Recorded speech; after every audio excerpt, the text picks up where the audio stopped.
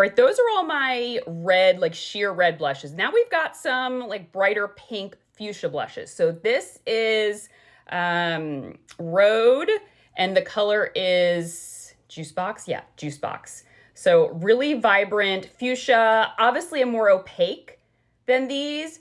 I would recommend, I am comfortable enough using this now so I can just pop a little bit on my cheeks, but if you're not comfortable with it, maybe just put a little bit on the back of your hand and then work off of that, kind of like blend it out a little bit and then use a brush so you get a more sheer wash. But I absolutely love this bright pink.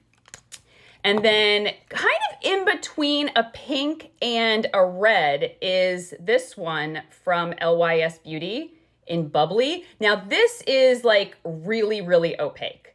So as you can see, this is more like the most opaque one out of all of these. So I just use like a touch of this. I like literally just dab my brush in it and just kind of tap it on. But it is the most gorgeous. The name is perfect, Bubbly. It literally makes your cheeks look like bubbly and fresh and vibrant. But you can see like the varying shades of intensity. And then finally, you may not think this is a bright blush color, this one from Armani Beauty, the Luminous Silk cheek tints. This is the shade 53. It's still like little, like the obnoxious pink color, I call it. And you may not think this is bright, but on the cheeks, it is literally perfection.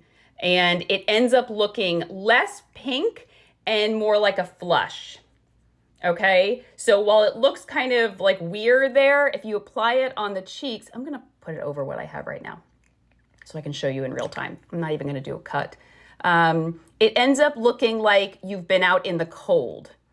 It doesn't wear as pink on the skin. It kind of looks like a flush. And of course now I have like too much blush on, but you get the idea. And see how it's not that? It looks definitely more like a flush to the cheeks. And yeah, those are all of my favorite bright blushes. I highly recommend, especially if you're over the age of 40 and your makeup, you're like, I've been doing my makeup the same way for decades. That was me. And I would love a bright blush, but I always went for a neutral. And now, honestly, I rarely reach for a neutral blush because it makes such a difference to have something bright through here. And then I sometimes throw a little bit on my lips.